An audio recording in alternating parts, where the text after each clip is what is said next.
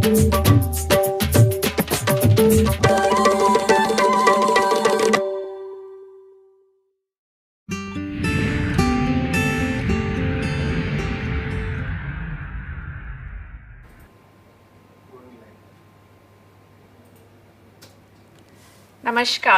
Hello and welcome to New India Junction channel. This session is being aired live on New India Junction, NCPCR and DD national channels. This is Pariksha Parv 4.0. Through Pariksha Parv, we are creating a new culture of celebrating examinations. We all have been students and India has so many students, and examination stress and anxiety is a reality. We all have faced it, but there are ways to combat it. After all, it is a mind game, and we have had a series of experts who have come and delivered talks on this topic, which is of relevance to all the students and their parents in India. And I'm sure a lot of you are watching us, so welcome to the session. Today we have a wonderful guest, Banita Das, who is a brilliant and a great achiever student from Odisha. She has many credits to her. She has achieved a lot at a young age. She is a recipient of Pradhan Mantri Rashtriya Bal Puraskar in the field of innovation. She is deeply interested in astrophysics. She has discovered an asteroid which has been recognized by NASA, and many more achievements. I would prefer that Banita tells her about all her achievements to us today. Welcome, Banita. First of all, hello everyone. Thank you, ma'am. And everybody, all of my friends, parents, teachers, those who are watching me, I am Banita Das. I am a student of class 12th and I am a Pradhan Mantri Rashtriya Bal Puraskar awardee of 2022. As ma'am said, I have been recognized by NASA as a citizen scientist for discovering an asteroid under Khagolshala Asteroid Search Campaign. Since childhood, I am very much deeply interested in the subject of space science and astronomy. So, मैंने इस field में अपना काम किया और मैं हमेशा से अपने कंट्री के लिए स्पेस साइंटिस्ट बनके कुछ सर्व करना चाहती हूँ.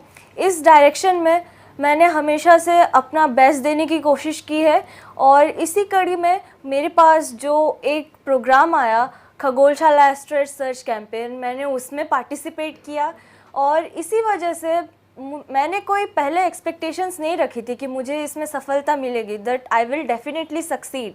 But instead I focused more on my performance, how I want to perform in the program. और मैंने अपने परफॉर्मेंस पे पूरा ध्यान दिया, 100% दिया अपने परफॉर्मेंस के ऊपर. और इसके बाद जो रिज़ल्ट आया, I was very delighted to see the result that I have being a young astrophysicist now, जो कि मेरे लिए एक बहुत ही बड़ा अचीवमेंट है इस एज पे. इसके अलावा मैं एक इन्वेंटर भी हूँ. मैंने इन द ईयर 2020 अपना एक खुद का ऑटोमेटेड सैनिटाइजिंग स्कूल बैग बनाया है फॉर स्कूल चिल्ड्रन. जैसा कि हम सब जानते हैं, हमारा कोविड का जब दौर चल रहा था 2020 में, when the Covid was on the peak, तो उस टाइम पे स्कूल स्टूडेंट्स को जो तकलीफ़ हुई, मैं भी क्योंकि स्कूल स्टूडेंट थी तो मुझे अच्छे से पता था कि स्कूल स्टूडेंट्स को किस तरीके की तकलीफ़ फेस करनी पड़ती है during COVID, how their studies get affected. So I have plan to make automated sanitising school bag, जो कि बच्चों को एक इंटरवल के टाइम पे उनको अलर्ट करता है अपना हैंड सैनिटाइज करने के लिए. सो इस प्रोजेक्ट को मैंने सबमिट किया था to the department of space science और उन्होंने इस प्रोजेक्ट को बहुत ही ज़्यादा एनकरेज किया है और मुझे इसी के लिए इंस्पायर मानक अवार्ड, हमारा एक अवार्ड मिलता है स्टूडेंट्स को. 10th क्लास तक के सभी स्टूडेंट्स इसमें पार्टिसिपेट कर सकते हैं और मैंने इसमें पार्टिसिपेट किया और इसके अंडर मुझे स्पेशल रिकॉग्नाइजेशन मिला from the department of science and technology. इसके अलावा I think we'll go step by step. Yes, because there's a lot of information. Yes, so tell us, Banita, how did it all begin? Like, were you always a brilliant student right from your childhood? Or I mean, how did your interest in astrophysics come about? Because not many students are interested in astrophysics. Music में होता है, cricket में होता है, पर astrophysics ये Yes. कहाँ से आया? यस मैम डेफिनेटली जो भी इस सब्जेक्ट के बारे में सुनता है वो सबसे पहले तो मतलब शौक में चला जाता है कि why astrophysics, why not science और समथिंग एल्स. तो ये बात मुझे भी पहले पता नहीं थी कि क्यों एस्ट्रोफिजिसिस्ट क्यों. तो मैंने जब मतलब पहले जब स्कूल में जैसा हमारा करिकुलम होता है सबसे पहले हम मून्स एंड स्टार्स के बारे में पढ़ते हैं, जनरली मैं बता रही हूँ. तो जैसे मैं सेकंड थर्ड क्लास में थी तो मैंने धीरे धीरे पढ़ना शुरू किया सन मून स्टार्स के बारे में. ये होता क्या है, मैंने धीरे धीरे जाना इसके बारे में और बुक्स पढ़ी. यूट्यूब जो कि हमारा एक बहुत ही अच्छा मीडियम है, किसी भी चीज़ को वर्चुअली दिखा सकता है, बहुत ही अच्छे वे में एक्सप्लेन कर सकता है यूट्यूब. मैंने यूट्यूब को रेफ़र किया. इसके अलावा टीवी चैनल्स हमारे इतने सारे एक्सपर्ट्स हैं, बहुत नासा के एक्सपर्ट्स, इसरो के एक्सपर्ट्स सब आके इंटरेक्ट करते हैं डिफरेंट टॉपिक पे. तो मैंने सोचा कि पहले तो इंटरेस्ट आया कि हमारा जो ह्यूमन एग्जिस्टेंस है ये ह्यूमन एग्जिस्टेंस आया कहाँ से. तब मैंने जब पढ़ा तो मैंने अर्थ के बारे में पढ़ा. हम अर्थ में रहते हैं, okay, earth lies in solar system. अब ये सोलर सिस्टम कहाँ पे है, मिल्की वे में है. मिल्की वे कहाँ है, धीरे धीरे जैसे ये एक्सपैंड होते चला गया तो मैंने देखा कि यूनिवर्स नाम की एक चीज़ है जिसके बारे में मैंने पहले कभी नहीं जाना था. धीरे धीरे मैंने जब जाना, इसकी मिस्ट्रीज़ को पढ़ा, so I got keenly interested in this subject. क्योंकि मुझे लगा कि मेरे सभी जितने भी आंसर्स हैं क्वेश्चंस का वो ह्यूमन एग्जिस्टेंस से रिलेटेड हो. हमारे फ्यूचर में हम कहाँ पे कॉलोनीज़ बनाएंगे, जैसे आजकल हम बोलते हैं कि मार्स पे कॉलोनीज़ बनाएंगे, मून पे हम जाएंगे कॉलोनीज़ बनाएंगे. तो मैंने ये पढ़ा इसके बारे में कि ये कैसे पॉसिबल हो सकता है, हम ये कैसे कर सकते हैं ऐसा. तो मुझे लगा कि ये जो स्पेस साइंस जो सब्जेक्ट है ये इतना इंटरेस्टिंग सब्जेक्ट है. अगर कोई इसमें डूब जाता है, एक बार जो इसमें डूब गया वो कभी इसमें से बाहर ही नहीं आ सकता. इतना इंटरेस्टिंग सब्जेक्ट है ये. जब इसमें पूरी तरह से घुस गई इस सब्जेक्ट में तब मुझे ये बात पता चली एज ए स्टूडेंट कि ये इतना इंटरेस्टिंग सब्जेक्ट है. ये तो मेरे लिए जैसे स्टूडेंट्स के लिए ही बना है जो इसमें बहुत ज़्यादा इंटरेस्टेड लेते हैं. तो मैंने मतलब और जब भी कोई सुनता था, मेरा एम था एज ए स्पेस साइंटिस्ट बनना. जब भी कोई सुनता था हाँ अप्रिशिएट करता था कि हाँ अच्छा एम है बट क्या तुम ये कर पाओगी. तो it was a challenging sentence, क्या तुम ये कर पाओगी. जब मैंने ये सुना तो जैसे बच्चों के अंदर होता है जिद होती है कि नहीं मुझे पूरी करनी है जिद को, तो मेरे अंदर वो जिद आ गई बचपन में. जो भी कोई बोलता था कि क्या तुम कर पाओगे, यस मैं डेफिनेटली कर पाऊंगी. मैं ये बोल देती थी सबके सामने कि मैं डेफिनेटली कर पाऊंगी, करके दिखाऊंगी, क्यों नहीं कर पाऊंगी. मैं किसी से अलग हूँ क्या, मैं भी तो एक स्टूडेंट हूँ और मैं भी इंसान हूँ, एवरीथिंग इज़ पॉसिबल. तो मैंने ये जुनून आया मेरे अंदर कि हाँ मुझे डेफिनेटली इस गोल को अचीव करना है एट एनी कॉस्ट. और मेरे फादर मदर इस अभियान में जुड़ गए मेरे साथ. कोई भी इंटरेस्टिंग बात होती थी स्पेस से रिलेटेड, कोई भी फैक्ट होता था, कोई भी कंपटीशन होता था, कुछ भी होता था, सबसे पहले पापा देखो ये कंपटीशन है, इसमें तुम्हें पार्टिसिपेट करना है, तुम्हारा इंटरेस्ट है स्पेस में. और वो जानते थे इतनी इंटरेस्टेड हूँ मैं इस सब्जेक्ट में, तो वो हमेशा से एनकरेज करते थे कि नहीं डेफिनेटली तुम करोगी, ये तुम्हारा इतना इंटरेस्ट है, तुम एक अच्छी स्पेस साइंटिस्ट बन के अपनी कंट्री के लिए कितना कुछ कर सकती हो. Have you ever imagined. तो इस सब के चलते हुए मैं आज यहाँ तक पहुँची हूँ और इन सभी जो मेरी जितनी भी अचीवमेंट्स हैं इन सब का क्रेडिट मैं देना चाहूँगी अपने पेरेंट्स को. Okay, so that's what I wanted to ask you that मुझे थोड़ा बहुत अपनी फैमिली के बारे में बताइए और कैसा रहा आपका बचपन. Where did you do your schooling? So that we put all the pieces together. You are a very interesting person.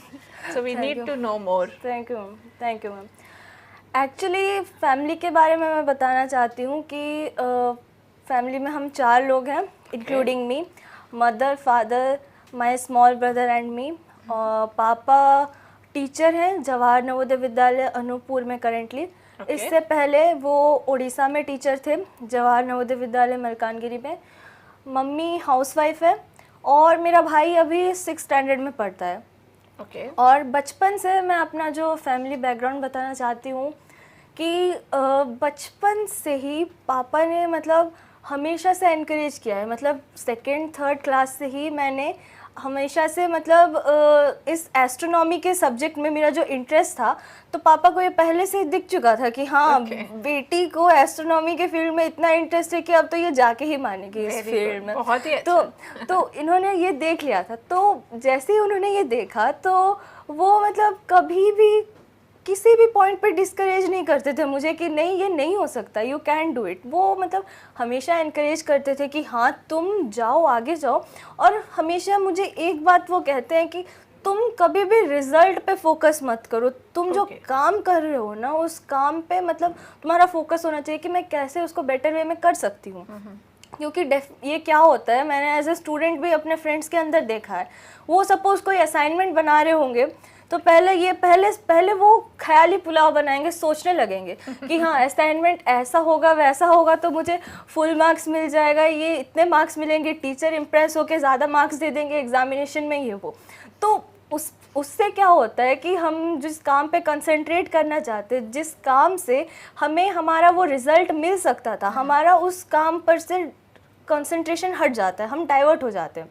तो पापा ने हमेशा यही चीज़ सिखाई है कि हमेशा काम पे कंसंट्रेट करो और फिर कभी भी रिज़ल्ट पे फोकस मत करो, तुम्हारा काम अच्छा होगा तो ऑटोमेटिकली रिज़ल्ट आएगा। और मम्मी भी हमेशा से एनकरेज करती है मुझे कि हाँ बेटा तुम्हारा इतना अच्छा ड्रीम है, तुम मतलब इतना बड़ा एम्बिशन लेके चल रही हो अपने कंधों पे, तो तुम्हें उस हिसाब से मेहनत भी करनी पड़ेगी, क्योंकि मेहनत करोगी तभी तुम आगे बढ़ पाओगे और तुम्हारा बहुत ही अच्छा रिजल्ट होगा। तुम एज ए स्पेस साइंटिस्ट हम सबका नाम रोशन करोगी, अपनी कंट्री का नाम रोशन करोगी इंटरनेशनल फील्ड पे, और हमेशा आगे बढ़ते रहना। और इसी के साथ यही मेरा बचपन था, पढ़ते लिखते स्पेस साइंस के बारे में पढ़ते, दोस्तों के साथ एंजॉय करते करते मैं बड़ी हुई हूँ। Very good, so it's so nice, this is the future of India. आपके जैसे बच्चों के साथ मिलके मुझे कोई शक नहीं है कि हमारा देश काफ़ी आगे जाने वाला है। सो पहले बताइए कि आप हमेशा से ब्रिलियंट स्टूडेंट रहे हैं, कभी ख़राब मार्क्स भी आ जाते थे थोड़े बहुत, और फिर क्या करते थे, डर लगता था, कभी डांट पड़ती थी? Yes ma'am, definitely. वैसे तो हमेशा मतलब अच्छे मार्क्स आते थे, बट एक दो बार मतलब ऐसा भी हुआ है कि मतलब इतने गंदे मार्क्स आए थे कि मैंने कभी एक्सपेक्ट भी नहीं किया था कि हाँ मेरे ऐसे मार्क्स भी आ सकते हैं। मैं मतलब एक इंसिडेंट शेयर करना चाहूँगी अपना। जैसे जब मैं 8th क्लास में थी और हमारा मतलब फाइनल एग्ज़ाम में पेपर आया था बाहर से, हमारा JNV में मतलब जो समिति की ओर से होता है वो हर मतलब रीजन में सेम पेपर ही जाता है और वहीं से आता है, जस्ट 10 मिनट पहले वो पेपर आएगा, प्रिंट होके बच्चों के पास जाएगा। तो उसमें क्या हुआ था, हमने तो मतलब सारा बुक का क्वेश्चन अच्छे से सॉल्व किया था, सब कुछ किया था अच्छे से। अब हज़ारों रेफरेंसेस होते हैं, 8th क्लास में भी उस टाइम पे भी बहुत कंपटीशन था। तो क्या हुआ, हमारा 80 मार्क्स का जो एग्ज़ाम था, अब वो मैथ्स का पेपर टफ आ गया।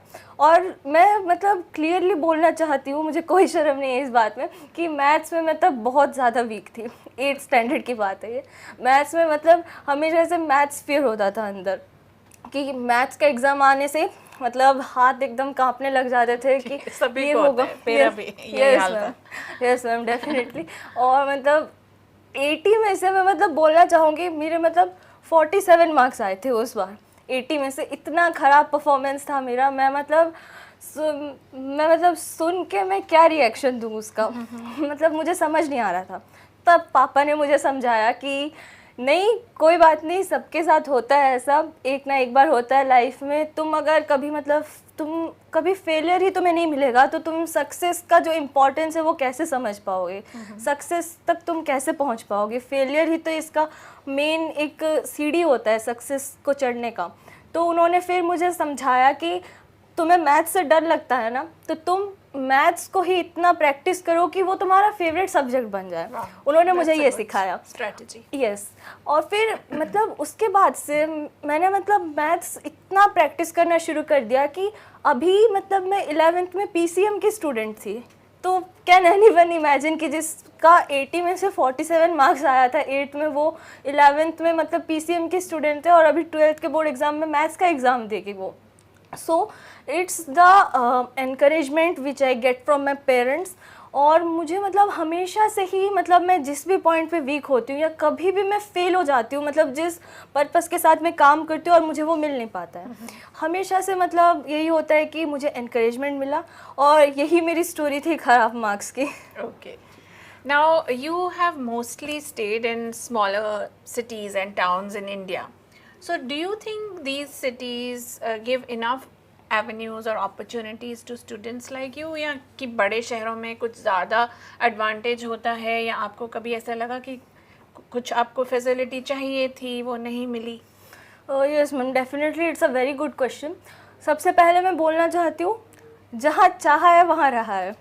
ये मतलब मेरी लाइफ में मतलब मैंने देखा है कि सबसे पहले तो थी मैं मलकानगिरी में, जिसको कि मतलब कहा जाता है कि मतलब उड़ीसा का मतलब सबसे लास्ट डिस्ट्रिक्ट है वो। तो मतलब ऐसा मतलब लोगों का मानना है कि वहाँ पे मतलब फैसिलिटी ज़्यादा नहीं है या ऐसा कुछ है, मतलब तो मतलब बैकवर्ड एरिया है वो। सब ऐसा मानते हैं। तो मैं मतलब ये बोलना चाहती हूँ कि हम मतलब अगर ऐसा सोचते हैं कि नहीं बड़े शहरों में बड़ी अपॉर्चुनिटीज़ मिलेंगी, छोटे शहरों में मतलब ऐसा कुछ अपॉर्चुनिटीज़ हमें नहीं मिलती है टू ब्राइटन आवरसेल्व्स और समथिंग दैट, तो ये मतलब सोचना गलत है। क्योंकि टैलेंट अगर आपके पास है तो वो कभी भी छुपता नहीं है। टैलेंट इज़ नेवर हिडन, वो मतलब हमेशा निखर के बाहर आता है आपका टैलेंट। और ये मेरे केस में हुआ है। और अभी अनूपपुर में भी मैं जहाँ पे हूँ, जिस डिस्ट्रिक्ट में, अमरकंटक से, Madhya Pradesh. Yes ma'am, that's in Madhya Pradesh. और अभी मैं मतलब अमरकंटक में रहती हूँ, जहाँ से मतलब हमारा नर्मदा नदी का ओरिजिन प्लेस जो है अमरकंटक, वो भी एक छोटी सी जगह है। बट मैं ये मतलब सबके सामने रखना चाहती हूँ कि वहाँ जाने के बाद ही after 8th class 9th class से मेरी सीरीज़ ऑफ अचीवमेंट शुरू हुई हैं। जितनी भी बड़ी बड़ी अचीवमेंट्स है सब वहीं से शुरू हुई है मेरी। सबसे पहली हुई 9th क्लास में as a national level science exhibition में। मेरा एक बायोप्लास्टिक का प्रोजेक्ट था जो मैंने खुद से बनाया था, एडिबल बायोप्लास्टिक। वहाँ से मैं मतलब गई, यहीं दिल्ली में मेरा प्रोजेक्ट था, वहाँ पे प्रेजेंटेशन था। और उसके बाद से 10th में मेरा इंस्पायर मानक अवार्ड, जो मैंने सैनिटाइज़र बैग के बारे में बताया जब मैंने बनाया था इन द ईयर 2020। और अभी रिसेंटली जो मेरा हुआ नासा में जो एस्ट्रॉयड डिस्कवरी होना, और उसके बाद प्रधानमंत्री राष्ट्रीय बाल पुरस्कार। तो this series of achievements occurred when I was in Amarkantak, जो कि एक छोटी सी जगह है, not a very big place. So ये मतलब it doesn't matter it where doesn't you are, matter you where have you to- are. Maybe you have to work a little harder, and I think Oh. your father also played a major Yes, role in yes. getting you all those opportunities. Yes, ma'am, keeping you definitely. aware.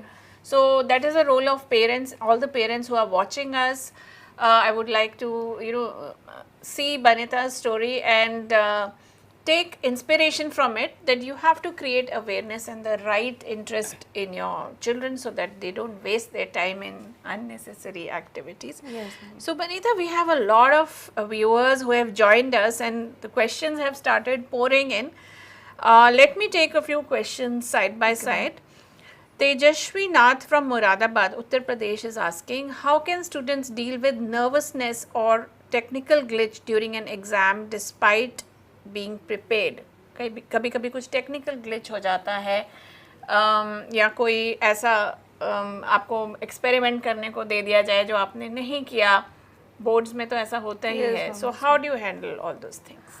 Okay, first of all hi Tejashwi, and आपने भी मतलब बिल्कुल सही question पूछा है। Nervousness जो कि मतलब बहुत स्टूडेंट्स को हो जाती है जब भी कोई टेक्निकल ग्लिच होता है, या फिर मतलब कोई भी मतलब ऐसी एक हड़बड़ी हो जाती है या कोई भी गड़बड़ हो जाती है एग्ज़ाम के टाइम पे स्पेशली। तो उस टाइम पे क्या होता है ना, हमारे अंदर ऑलरेडी एग्ज़ाम का स्ट्रेस होता है थोड़ा बहुत, आई एग्री विद इट।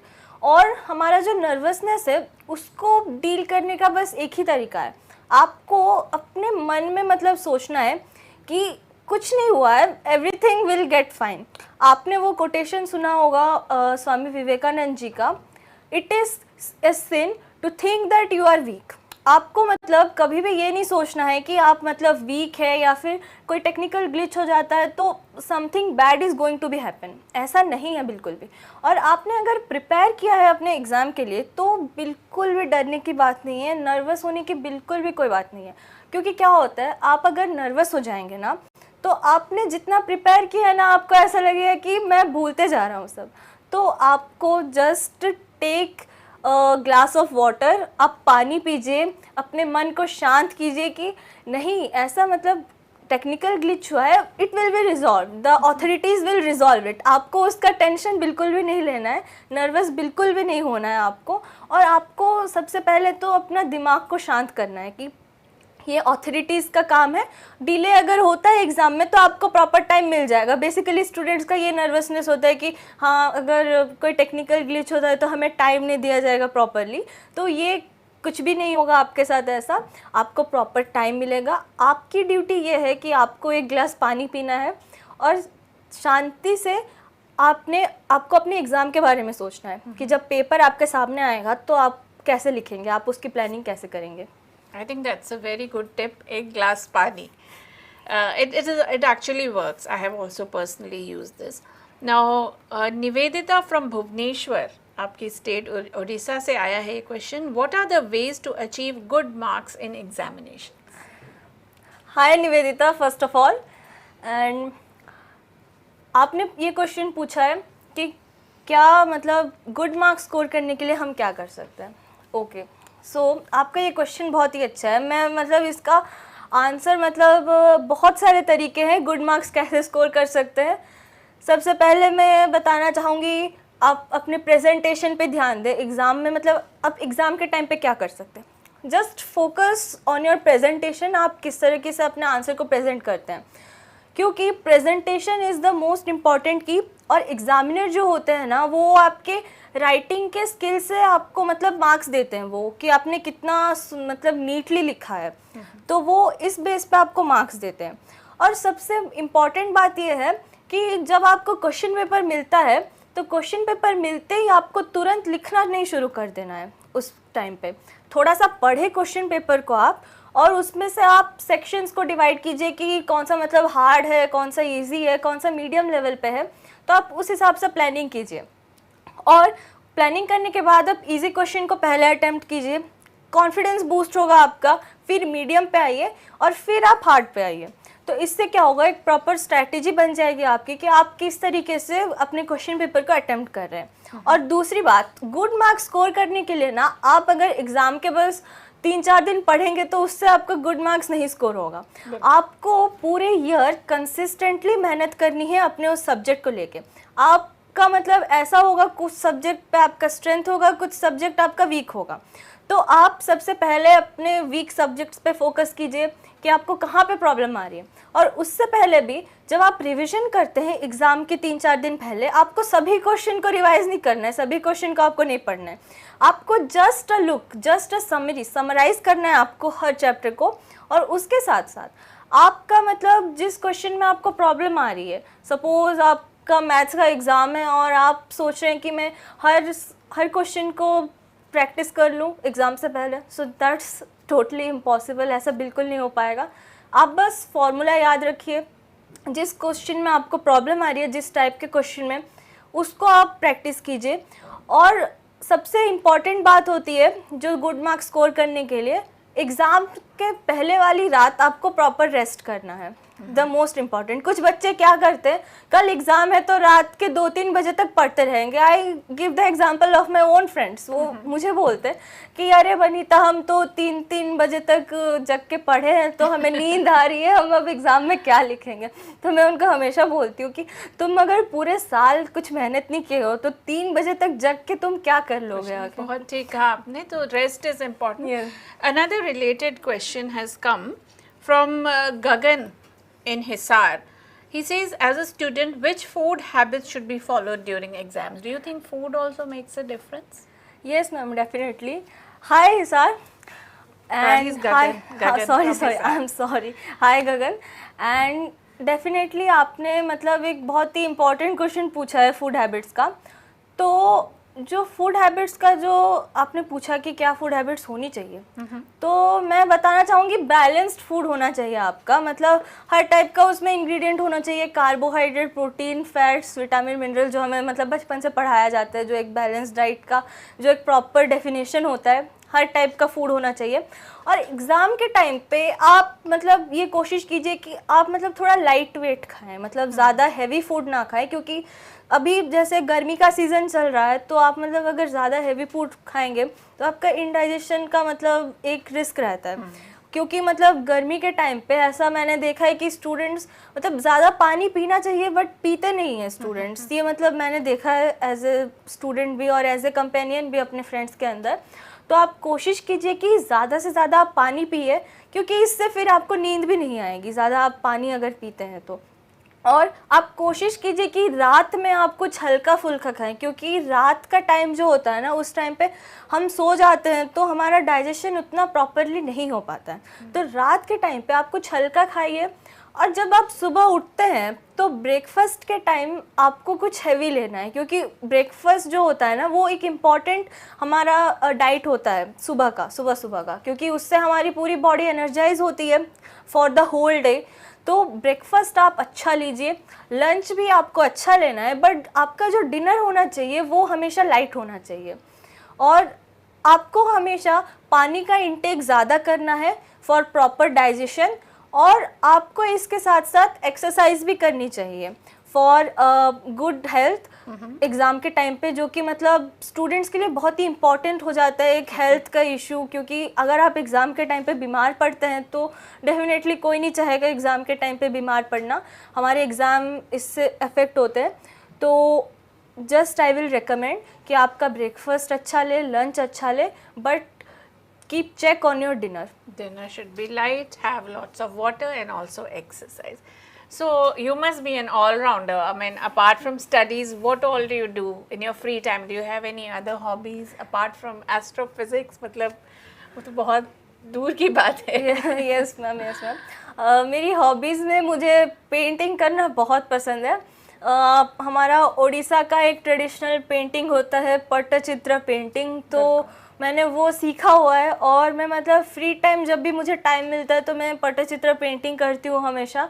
और सब मतलब धीरे धीरे प्रैक्टिस कर करके मेरा थोड़ा उसमें हैंड भी आने लगा है। तो मतलब जस्ट एवरीबडी दे सी, और वो कहते भी हैं कि ये मतलब पेंटिंग तुमने मतलब पहले से सीखा था कि तुम इतना अच्छा बनाती हो, ये करती हो। तो मतलब ये क्या होता है कि जब हम पेंटिंग करते हैं ना तो हमारा पूरा कंसंट्रेशन पेंटिंग में होना चाहिए।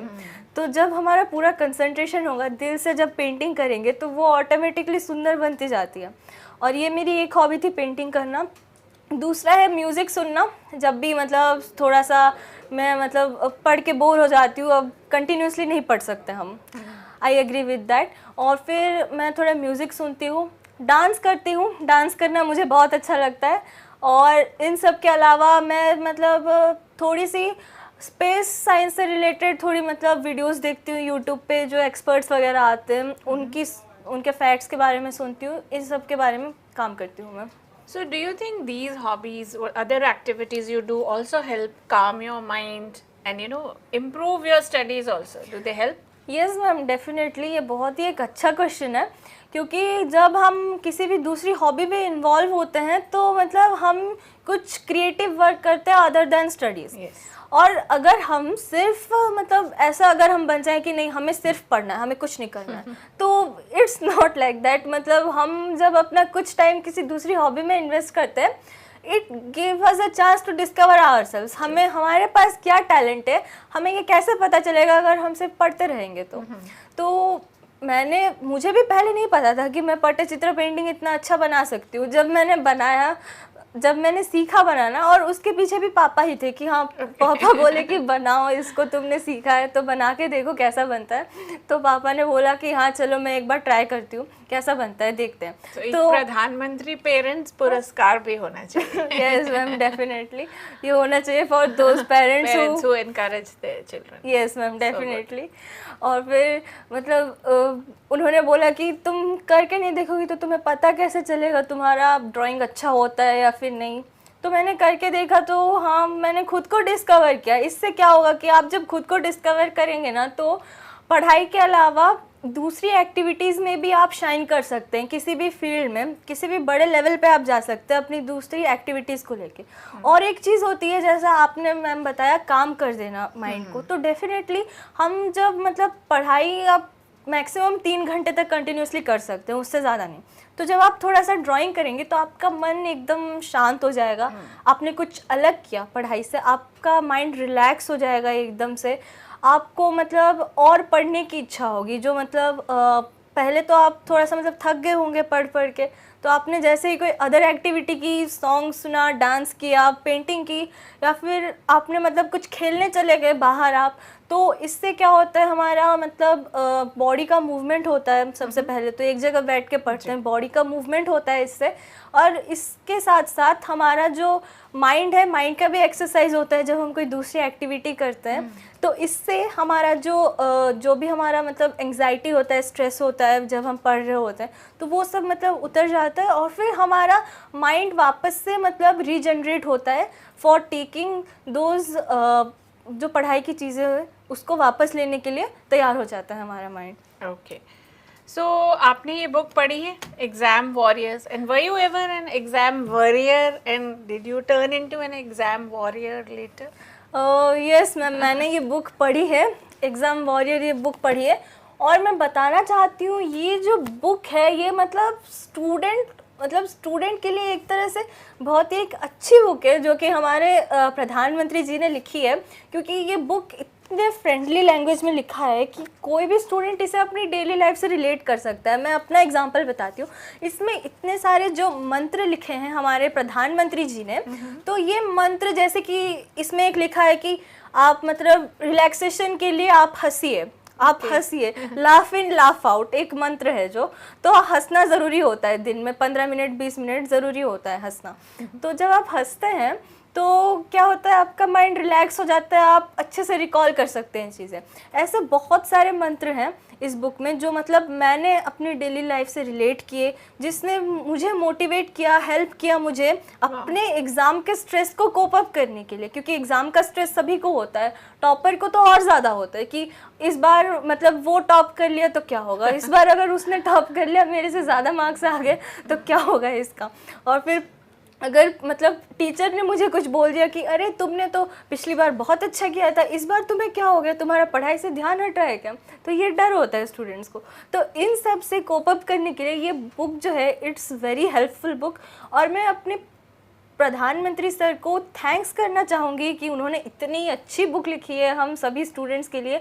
और मैं रेकमेंड भी करना चाहूँगी कि हर स्टूडेंट को ये बुक पढ़नी चाहिए। ये 2 लैंग्वेज में है, हिंदी में भी है, इंग्लिश में भी है, आप जिसमें भी कंफर्टेबल हैं आप पढ़ सकते हैं इस बुक को, और आप डेफिनेटली पढ़िए, क्योंकि ये मतलब एक ऐसी चीज़ है ना जो बच्चों के लिए बनाई गई है, जो कि मतलब उनकी बातों को समझ सकता है। देश के प्रधानमंत्री बच्चों की बात को समझ के इसे एक बुक के फॉर्म में सभी चीज़ों को नोट कर रहे, हम तक पहुंचा रहे हैं ताकि हम बेटर कर सकें। और बस एग्ज़ाम के लिए ही नहीं, लाइफ के किसी भी पार्ट के लिए ये बुक बहुत ही इम्पॉर्टेंट है, क्योंकि इसमें जो मंत्र हैं वो सिर्फ एग्ज़ाम के टाइम पे हमें हेल्प नहीं करते हैं, वो लाइफ के हर स्टेज में हमें हेल्प कर सकते हैं। तो डेफिनेटली ये बुक पढ़िए, बहुत अच्छी बुक है, और मैं मतलब आशा करती हूँ कि मेरी तरह आप भी अपने स्ट्रेस को कोप अप करेंगे इस बुक की हेल्प से। Thank you. That's so nice to know. आपने मुझे भी इनकरेज कर दिया है ये बुक पढ़ने के लिए, क्योंकि it is a life lesson too. So you mention competitive spirit, जैसे आप एक बार टॉप कर लो तो नेक्स्ट टाइम फिर एक प्रेशर बढ़ जाता है कि can I keep up with that. So उससे रिलेटेड एक क्वेश्चन आया है, सतीश पटेल हैं गांधीनगर से। He asks, in present scenario, there is so much competition and comparison. This creates anxiety and worry about future. How to deal with this stress and concentrate on preparation? Hi Satish, and आपने मतलब बिल्कुल एक relatable question पूछा है। मैं भी कई बार अपने से ये क्वेश्चन पूछती हूँ कंपटीशन का, जैसे कि कॉम्पिटिटिव वर्ल्ड आ चुका है हमारे सामने, बहुत ज़्यादा कॉम्पिटिशन्स है, वो किसी भी एग्ज़ाम से रिलेटेड हो, हमारे स्कूल एग्ज़ाम से रिलेटेड हो, या फिर JEE Mains, advance, NEET type के जितने भी एग्ज़ाम्स हैं, सब में ये कॉम्पिटिशन बढ़ गया है। तो जाहिर है इससे, क्योंकि मतलब कि स्ट्रेस आना मतलब ये इट्स नेचुरल कि जब कंपटीशन होता है तो हमें टॉप करना है, ये हमारे अंदर एक फीलिंग होती है और फिर इससे स्ट्रेस भी होता है। और इसके अलावा पेरेंट्स और टीचर्स भी कभी कभी आपको फोर्स करेंगे कि नहीं आपको करना है। तो इसको मतलब एक पॉजिटिव वे में लेने का एक तरीका ये है कि आप ये सोचिए कि आप पे कोई प्रेशर नहीं डाल रहा है, आप पर उन सबको भरोसा है, आपके पेरेंट्स को, आपके टीचर्स को आप पे भरोसा है, वो तभी आपको बोल रहे हैं। क्योंकि हमें जिससे एक्सपेक्टेशंस होता है हम हमेशा उसी से एक्सपेक्ट करते हैं कि वो हमेशा अच्छा परफॉर्म करेगा। तो आप इसे एज ए बर्डन बिल्कुल भी नहीं लें कि आपको मतलब सब प्रेशराइज कर रहे हैं कि आपको अच्छा परफॉर्म करना है, अच्छा मार्क्स लाना है। तो आप उसको एज ए पॉजिटिव वे में लीजिए कि नहीं, they are encouraging me that I can do it. और आप अगर इसी मंत्र के साथ अगर आप काम करेंगे, इसी मंत्र पे आप अगर फोकस करेंगे, तो I am sure definitely you will stress relieved and you can perform better in all exams, in all of the competitive exams in future. Thank you. Okay, wonderful. So now, Banita, one of your greatest achievements has been innovation. You know, you have innovated and created so many things already. A related question from Lakshman in Kurnool. I want to become an innovator too. So you are inspiring a lot of our audience. How should I go about it? Also tell us in detail how you created that bag and how you discovered the asteroid. You could tell us. Hi Lakshman. So you also want to be an innovator. That's great to hear from you. और आपने ये पूछा है कि क्या कर सकते हैं इनोवेटर बनने के लिए, राइट? तो आपको मतलब ज़्यादा कुछ नहीं करना, बस आपको हमेशा मतलब ये सोचना है कि आप जैसे मतलब आप किस टाइप के इन्वेंटर बनना चाहते हैं। आपको मतलब पहले तो ये डिसाइड करना है कि हाँ, आप कोई नई मेडिसिन इन्वेंट करना चाहते हैं, कोई नया इक्विपमेंट इन्वेंट करना चाहते हैं, कोई टेक्नोलॉजी से रिलेटेड कोई चीज़ इन्वेंट करना चाहते हैं। आप पहले उसे सोचिए। First you decide your goal, और उसके बाद मेन चीज़ होता है कि आपको अपॉर्चुनिटीज़ को खुद से सर्च करना है। अपॉर्चुनिटीज़ मतलब जैसे मैं अपनी स्टोरी बताती हूँ, मेरा था कि मुझे इन्वेंटर बनना है कि कुछ अपने एनवायरनमेंट से रिलेटेड कोई प्रॉब्लम हो उसको सॉल्व करना है। मेरा बस मेन एक ये था। मैंने मतलब कोविड देखा कि कोविड है 2020, हमारा जो ईयर है 2020 ईयर, कोविड ने मतलब बहुत आतंक मचाया हुआ है। School students are so much stress, they don't know what to do now. तो मैंने सोचा कि ऐसा क्या कर सकते हैं। आपको पहले खुद से क्वेश्चन पूछना है कि हम ऐसा क्या कर सकते हैं कि जिससे मतलब उनकी प्रॉब्लम सॉल्व हो जाए। आप पहले एनवायरनमेंट में देखें अपना। मैंने जैसे देखा कि हाँ, स्कूल स्टूडेंट से रिलेटेड क्या है, क्या चीज़ है, एक स्कूल बैग उनका। ओके, मैंने पहले उसको पकड़ा। अब स्कूल बैग को पकड़ने के बाद आप ऐसा क्या कर सकते हैं कि स्कूल बैग वो बस ले और वो मतलब उनकी पूरी सेफ्टी का ध्यान रख ले स्कूल बैग बस। मैंने ये सोचना चालू किया। फिर उसके बारे में सोचते सोचते मेरे पास आइडिया आया कि हाँ, हम यूज़ करते हैं क्या, डिसइंफेक्शन के लिए सैनिटाइज़र यूज़ करते हैं। तो अब मैं ऐसा क्या मतलब कर सकती हूँ उस बैग में कि मेरा मतलब सैनिटाइज़र मतलब मैं यूज़ करूँ, वो मतलब एक बच्चों को अलर्ट कर दे कि हाँ, अब मुझे सैनिटाइज करना है अपना है। छोटे बच्चे हम जानते हैं कि ज़्यादा मतलब अपनी सेफ्टी के लिए वो इतना ज़्यादा मतलब रिस्पॉन्सिबल नहीं होते हैं, मैंने देखा है ये। और फिर तभी मैंने सोचा कि हाँ, मतलब एक अलार्म जैसा अलार्म होता है हमारा घड़ी में, वो हम एक टाइम सेट कर देते हैं तो वो उस टाइम पे रिंग होता है, हमें अलर्ट कर देता है कि नहीं अब हमें उठना है अपने बेड से। तो जस्ट लाइक दैट मुझे ये आइडिया आया कि मैं एक बजर सिस्टम मैंने फिट किया उस बैग में। और फिर साइड में हमारा जो बॉटल रखने की जो प्लेस होती है वहाँ पे मैंने मतलब एक स्टील रॉड फिट करके उस पर मतलब सैनिटाइज़र रखने का एक प्लेस बनाया। और उसके बाद मैंने मतलब उसमें बजर सिस्टम फिट किया, जस्ट स्मॉल बजर जो मार्केट में मिलता है। कुछ नहीं, ज़्यादा कुछ नहीं किया मैंने जस्ट एक छोटी छोटी चीज़ों को लिया, उसको कंबाइन किया और उसको एक ऐसे सिस्टम में कन्वर्ट किया कि जैसे वो अफोर्डेबल भी हो, चीप भी हो, इजी टू हैंडल हो, और सबसे इम्पॉर्टेंट हमारा प्रॉब्लम उससे सॉल्व होना चाहिए पूरी तरह। तो एज ए इनोवेटर आपको हमेशा चीप की तरफ सोचना है कि आप कम से कम चीज़ों में और कम से कम पैसों में कैसे बना सकते हो उस चीज़ को। मेरा जो एक और इन्वेंशन था बायोप्लास्टिक का, एडिबल बायोप्लास्टिक, मैंने मेंशन किया था थोड़ी देर पहले कि नेशनल लेवल साइंस एग्जीबिशन में मैंने उसे बनाया था।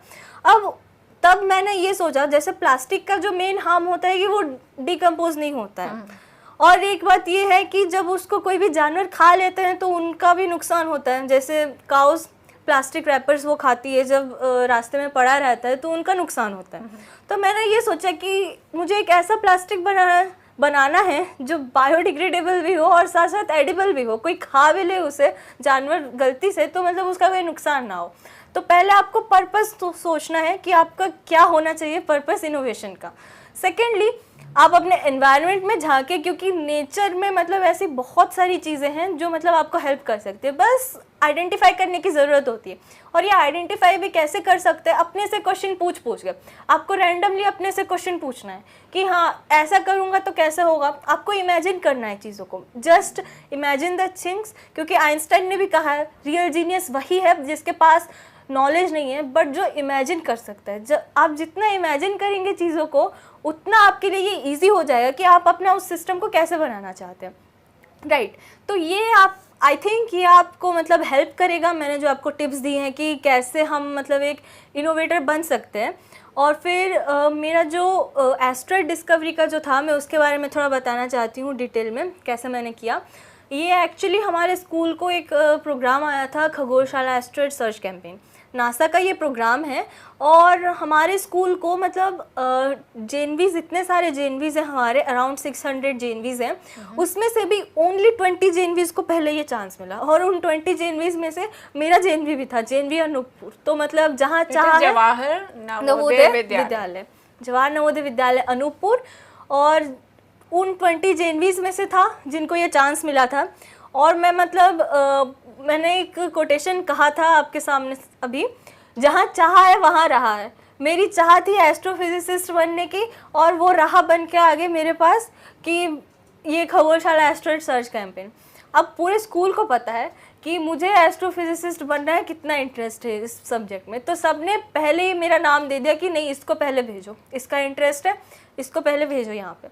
तो मैं गई वहाँ पे, हम टीम में काम करते थे, मेरी टीम पार्टनर भी थी और हम दोनों ने मिलकर काम किया इस प्रोजेक्ट पे।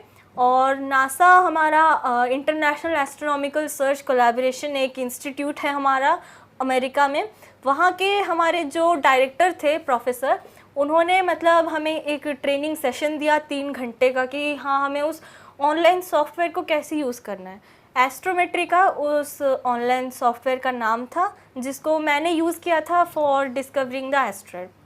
और उस सॉफ्टवेयर की हेल्प से मैंने मतलब अपना रिपोर्ट भेजा नासा के पास, और 3 महीने के बाद, 3-4 महीने के बाद वो रिज़ल्ट आया कि मेरी एक कंफर्म्ड एस्ट्रॉयड डिस्कवरी हुई है उस प्रोग्राम में। और इंडिया से मैं सिर्फ मतलब अकेली थी उस टाइम पे, पहला जो रिज़ल्ट आया था इंडिया में बस हमारी ही एक टीम थी जिसने ये मतलब डिस्कवर किया था। तो मतलब so happy I'm sitting next to a genius। मैं आज तक ऐसे किसी व्यक्ति से नहीं मिली जिसने एक एस्ट्रॉयड डिस्कवर किया है। so good to see that। आगे बढ़े थोड़ा क्वेश्चन का। अभी और कोई इन्वेंशन बची है आपकी? No ma'am, it's all done। ठीक है, तो अभी पूछ रहे हैं आशीष मध्य प्रदेश से, मेरी कंसंट्रेशन पावर बहुत कमज़ोर है, एग्ज़ाम के समय में अपनी कंसंट्रेशन पावर को कैसे इम्प्रूव किया जाए? हेलो आशीष, आपने एक बहुत ही मतलब इम्पोर्टेंट क्वेश्चन पूछा है कंसंट्रेशन का। डेफिनेटली कंसंट्रेशन पावर मतलब वीक, ऐसा आप मत बोलिए कंसंट्रेशन पावर वीक है। कंसंट्रेशन पावर है आपके पास, बट आप मतलब फोकस नहीं कर पा रहे, आप ये बोलिए। कंसंट्रेशन पावर किसी का भी वीक नहीं होता है, आप फोकस नहीं कर पा रहे हैं अपने आप जो काम कर रहे हो उस पर आप फोकस नहीं कर पा रहे। क्योंकि ऐसा इसलिए हो रहा है क्योंकि आपके पास बहुत सारी डिस्ट्रैक्शंस होंगी। नॉर्मली स्टूडेंट्स के पास क्या होता है कि अभी ऑनलाइन का हमारा ऑनलाइन स्टडी का जो टाइम टेबल है वो आ चुका है कोविड के कारण, तो ऑनलाइन स्टडी में डिस्ट्रैक्शंस होती हैं बहुत ज़्यादा। और इसके अलावा कंसंट्रेशन पावर को इम्प्रूव करने के लिए आपको मैं एक टिप देना चाहूँगी कि आप मेडिटेशन कीजिए हर रोज़। सुबह उठ के आप मतलब फ्रेश होके मेडिटेशन कीजिए, योगा कीजिए। इससे क्या होगा कि आपका मतलब बॉडी का भी जितना भी मेटाबॉलिज्म है वो इम्प्रूव होगा, इसके साथ साथ कंसंट्रेशन पावर इम्प्रूव होगा। और कंसंट्रेशन पावर के लिए सबसे ज़रूरी है आपको एक अच्छी नींद लेनी है। रात को आपको अच्छे से सोना है और अपने पास जब आप पढ़ते हैं, जब आप बैठ के पढ़ते हैं तो टेबल के साइड में एक बॉटल रखिए आप कंटिन्यूसली पानी पीते रहिए इंटरवल्स में, 1 घंटे के बाद या आधे घंटे में 1 ग्लास पानी पीजिए आप। इससे क्या होगा, आपकी बॉडी मतलब एनर्जाइज होगी पानी से।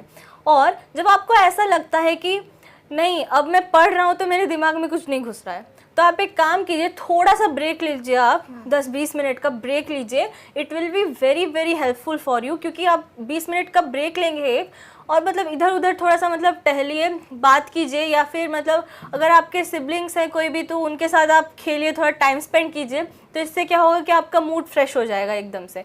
या फिर आप अपने दोस्तों से बात कीजिए, या फिर मम्मी पापा से बात कीजिए, नॉर्मल टॉक कोई भी, तो आपका जो माइंड है थोड़ा सा वो डीफोकस हो जाएगा। तो इसमें एग्ज़ाम वॉरियर में प्रधानमंत्री जी ने बहुत अच्छे से ये बात लिखी है कि जब आप डीफोकस करते हैं तो आप अच्छे से फोकस कर पाते हैं।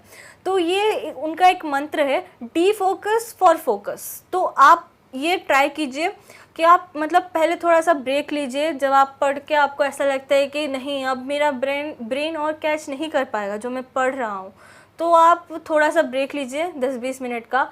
Just go ahead with some glass of water और listen to music, the best idea of refreshment, listen to music. और उसके बाद आप फिर से पढ़ने के लिए बैठिए।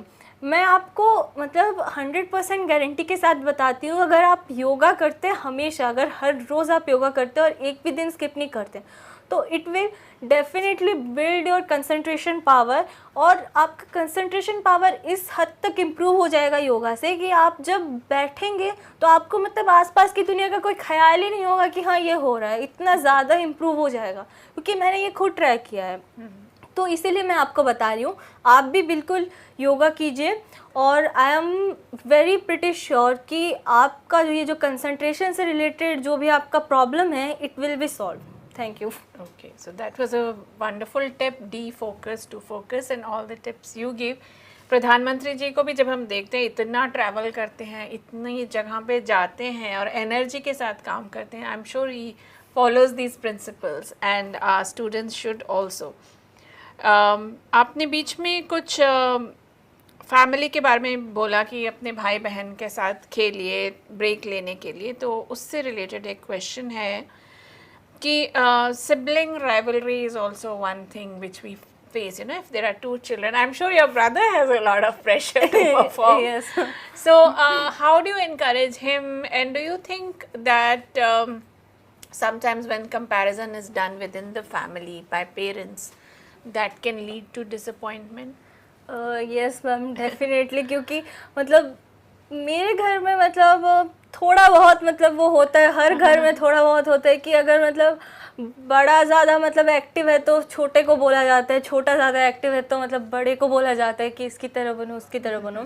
तो इसमें मतलब मेनली मैं पेरेंट्स को मतलब एक मैसेज देना चाहती हूँ कि हर बच्चा यूनिक होता है, हर बच्चे की अपनी एक अलग कैपेबिलिटी होती है जो कि मतलब वो किसी से भी मतलब आगे रहता है, मतलब किसी से भी उस कैपेबिलिटी में वो आगे रहता है। सपोज मतलब कोई क्रिकेट में अच्छा है, कोई पढ़ाई में अच्छा है, कि कोई आर्ट में अच्छा है, कोई डांस में अच्छा है, तो आपको मतलब अपने बच्चे की उस क्वालिटी को आइडेंटिफाई करना है कि वो किस में अच्छा है। आप मतलब मैं पेरेंट्स की भी बात समझती हूँ कि उनको लगता है कि हाँ मतलब बच्चे अगर आर्ट में या गेम्स में चले जाएंगे तो पढ़ाई में से बिल्कुल ही उनका ध्यान हट जाएगा, ये एक डर रहता है जो कि मैं समझती हूँ। इसीलिए पेरेंट्स बोलते हैं कि उसकी तरह बनो, इसकी तरह बनो। तो आप अपने बच्चे को ये समझाइए कि पढ़ना ज़रूरी है, बट आप कंपेयर मत कीजिए, क्योंकि कंपेयर करने से क्या होता है ना, उसके अंदर उसका कॉन्फिडेंस जो है ना वो एकदम से नीचे गिर जाता है। जो दूसरा रहता है उसका सेल्फ कॉन्फिडेंस एकदम से नीचे गिर जाता है, वो मतलब समझने लगता है कि हाँ मेरी कोई वैल्यू नहीं है अब। तो ये एक मतलब अच्छा पॉजिटिव साइड नहीं है अब अपने बच्चे के लिए, क्योंकि वो डिसअपॉइंट जब हो जाता है ना तो कोई भी काम करने की ना उसकी जो इच्छा होती है वो मतलब मर जाती है एकदम से। उसको जिस फील्ड में इंटरेस्ट है ना वो काम भी नहीं करना चाहेगा बिल्कुल भी, कभी भी। तो मैं यही रेकमेंड करना चाहती हूँ कि आप अपने बच्चे को समझाइए कि पढ़ाई ज़रूरी है, क्योंकि I also agree that knowledge is important. और आपके पैशन भी इम्पॉर्टेंट है, तो दोनों को आपको बैलेंस में लेके चलना है। और कभी भी मतलब बच्चे के ऊपर ये प्रेशर नहीं डालना है कि आप इसकी तरह बनो उसकी तरह बनो, क्योंकि उससे आप बोल रहे हैं अपने बच्चे को, आपको कुछ फील नहीं हो रहा है, बट उस बच्चे को अंदर से कितना हर्ट फील हो रहा है, वो कितना हर्ट हो चुका है अंदर से, ये सिर्फ उसी को पता है जो समझ सकता है इस बात को। और इस बात को लेके मतलब मैं भी देखती हूँ कि बहुत घरों में ऐसा होता है कि मतलब एकदम से राइवलरी हो जाती है कि नहीं, अगर बड़ा ऐसा कर रहा है तो छोटे को भी ऐसे ही करना है। तो आई रिक्वेस्ट एवरी पेरेंट कि आप मतलब ऐसा बिल्कुल भी मत कीजिए। और ये सिबलिंग राइवलरी जो है ये एक अच्छी चीज़ भी हो सकती है अगर इसको हम एक पॉजिटिव वे में लें कि छोटा इंस्पायर हो सकता है बड़े से, या फिर बड़ा इंस्पायर हो सकता है छोटे से। इंस्पिरेशन कहीं से भी आ सकती है, इट डजेंट मैटर। तो आप इंस्पिरेशन लेने की बात कीजिए, बट आप कभी भी ये मत बोलिए कि देखो भैया को, देखो भैया ऐसा कर रहे हैं तो तुम्हें भी ऐसा करना है, तो आप ऐसा मत बोलिए। इंस्टेड आप ये बोलिए भैया को देखो, भैया कितनी मेहनत कर रहा है, तुम भी ट्राई करो भैया के जैसे मेहनत करने की, तो तुम्हें भी मतलब अच्छे अच्छे अचीवमेंट्स मिलेंगे। आप ये लाइन बोलिए, तो ये लाइन बोलने से आपके बच्चे के अंदर सेल्फ कॉन्फिडेंस बूस्ट होगा और he can perform better in future. Thank you. Okay. So, another related question. Now, this is from, you have explained the parents' point of view. Now, from the student, जिसकी खुद की ये problem चल रही है, Sonam from Punjabi Bagh, Delhi. How do I deal with my family's disappointment if my results are not fulfilling their expectations? Okay, हाय सोनम। ये मतलब आपका रिज़ल्ट अगर एक्सपेक्टेशन से मैच नहीं कर रहा है तो आप अपने पेरेंट्स को सबसे पहले समझाइए कि आप मतलब अगर आप डिसअपॉइंटेड कर रहे हैं अपने, मतलब पेरेंट्स अगर डिसअपॉइंट हो रहे हैं आपके रिज़ल्ट से, तो आप उनको उसका कारण समझाइए कि किस कारण से हो रहा है ये। आपका उस सब्जेक्ट में मतलब कुछ वीक है, आप उस सब्जेक्ट में वीक है, आपको कुछ एक्स्ट्रा अटेंशन चाहिए उस सब्जेक्ट में, या आपका मतलब मन कहीं और है, अगर आप मतलब कुछ और बनना चाहते हैं। जैसे आपका सपोज़ इमेजिन कि आपको मतलब एक पेंटर मतलब आर्टिस्ट बनना है आपको, तो आप उनको मतलब इस चीज़ के लिए कन्विंस कीजिए कि मैं पढ़ूँगी पर मुझे ज़्यादा इंटरेस्ट आर्ट में है। तो आप कुछ मतलब ऐसा कोई मतलब एक स्कोप मुझे दीजिए जिससे मैं आर्ट में भी अच्छा मतलब परफॉर्म कर सकूँ, जो मेरा पैशन है, और इसके साथ साथ मैं मतलब पढ़ाई भी कर सकूँगी। क्योंकि अगर आपका जो भी मतलब आपका जो पैशन है, अगर आप उसके लिए काम करेंगे ना, तो डेफिनेटली आपका मन बहुत अच्छा रहेगा और आप मतलब पढ़ाई के लिए भी अच्छा टाइम दे पाएंगे। और मैं ये डेफिनेटली कहूँगी कि इट्स नॉट इम्पॉर्टेंट कि आप अपने पैशन के पीछे अपनी पढ़ाई को छोड़ दें, क्योंकि नॉलेज हमेशा काम आता है। ये आप किसी भी फील्ड में जाइए, नॉलेज के बिना आप कुछ नहीं कर सकते। तो पढ़ाई तो इम्पॉर्टेंट है ही, बट आप अपने पेरेंट्स के साथ बैठ के इस चीज़ पे बात कीजिए, क्योंकि बेटर यही रहेगा कि आप उनके साथ बात करेंगे फ्रीली, तो मतलब कोई मतलब आप सॉल्यूशन दे पाएंगे उनको कि किस लिए हो रहा है ये आपका। अगर मतलब स्कोर अगर डाउन जा रहा है तो ये किस वजह से जा रहा है, अगर आप ये अच्छे से अपने पेरेंट्स के साथ बैठ के डिस्कस करेंगे तो I think that will be very helpful for you. Okay, that was nice. Now, one more question from Anand from Modi Nagar. Please suggest that how to increase my study time and avoid procrastination.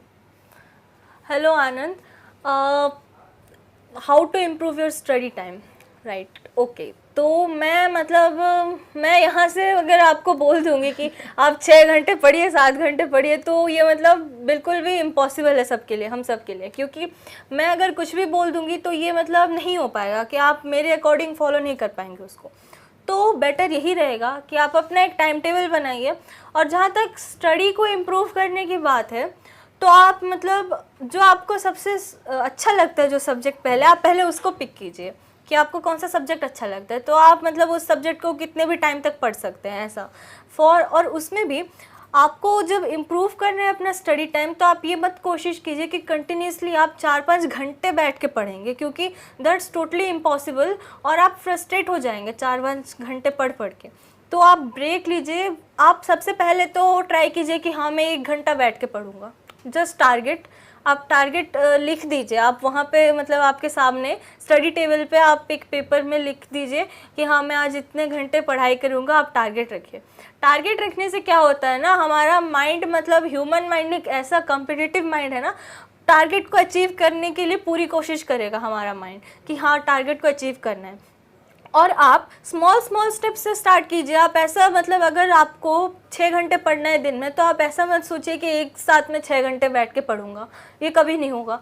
आप पहले 1 घंटे की practice कीजिए, फिर जब आप 1 घंटे तक कंटिन्यूसली कुछ दिन पढ़ पाएंगे अच्छे से, तो फिर आप 2 आवर्स की प्रैक्टिस कीजिए। और 2 आवर्स मिनिमम आप प्रैक्टिस कीजिए पढ़ने की। इसके बाद आप आधे घंटे का ब्रेक ले सकते हैं। आधे घंटे के ब्रेक के बाद आप फिर से अपनी स्टडी शुरू कीजिए 2 घंटे की। ऐसे इंटरवल्स में जब आप डिवाइड करेंगे ना, आपको क्या लगेगा कि हाँ एक साथ 6 घंटा हम नहीं पढ़ रहे हैं। जो एक साथ मतलब एक लगता है ऐसा देखने से कि अरे 6 घंटे पढ़ना है, इतना सारा पढ़ना है, कैसे करूँगा मैं, कैसे करूँगा, समझ नहीं आ रहा। तो ये जो है ये मतलब नहीं होगा आपके साथ कभी भी। आप जब छोटे छोटे स्टेप्स में अपने गोल को डिवाइड कर लेंगे, और इसके साथ साथ डिस्ट्रैक्शन से दूर रखने के लिए आपका एक ही चीज़ है, आप मतलब अपना एक इंडिविजुअल रूम में आप जाइए अलग से, जहाँ से आप मतलब दुनिया से अलग है एकदम, जहाँ पर आपका स्टडी टेबल, आपकी बुक्स और सिर्फ आप है और कोई नहीं है वहाँ पे। और मोबाइल वगैरह सब आप बाहर रख दीजिए, टीवी से बाहर चले जाइए, पूरी दुनिया से।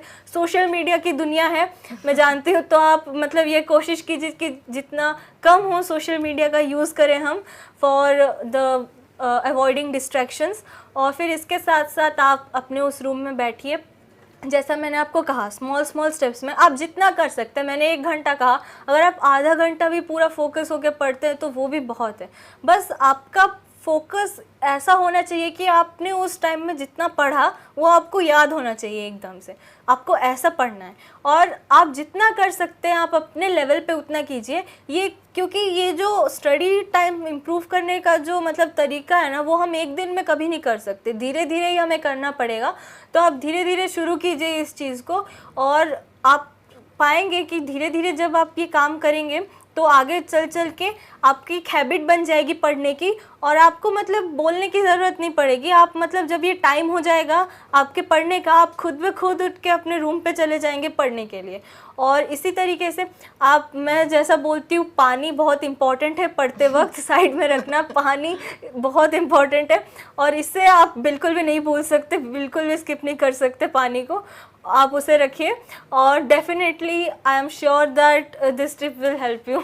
Okay, very valuable tips, and I'm sure all our students have gained a lot. Now, one last question.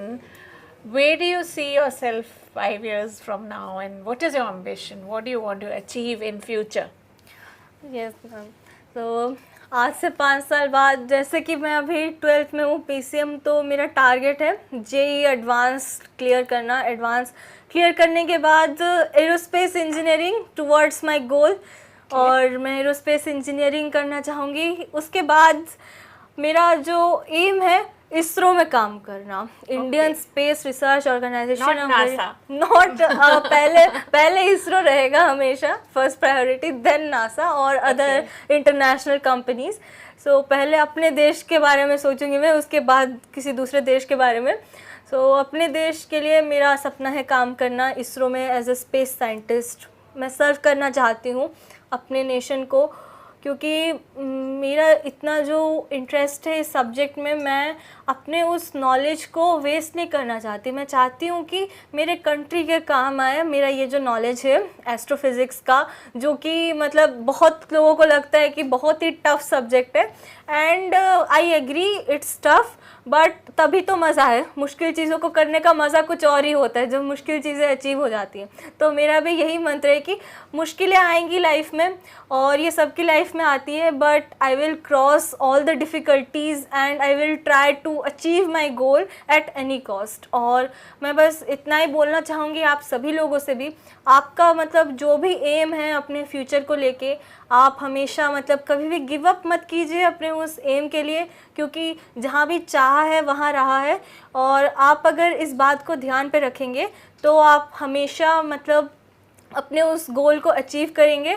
और कभी भी आप मतलब नर्वस फील मत कीजिए अपने उस गोल को अचीव करने में, क्योंकि मुझे भी बहुत लोगों ने ऐसा पहले कहा था क्या तुम ये कर पाओगी, बट मैंने कभी उन पे ध्यान ही नहीं दिया। मैंने उनको एज ए मोटिवेशन लिया हमेशा कि हाँ मैं कर पाऊंगी और तुम सबको मैं करके दिखाऊंगी कि हाँ मैं कर सकती हूँ। तो आपको हमेशा ये सोचना है। And I am very much sure कि आज मैंने जो भी आप सभी के साथ ये टिप्स शेयर की हैं एग्ज़ाम से रिलेटेड, आपको कहीं ना कहीं हेल्प करेंगी। और I wish you all the best for your future. Thank you. Thank you so much Banita for joining us. देश का हर बच्चा अगर इतना होनहार हो जाए तो आप सोचिए देश कहाँ पहुँचेगा।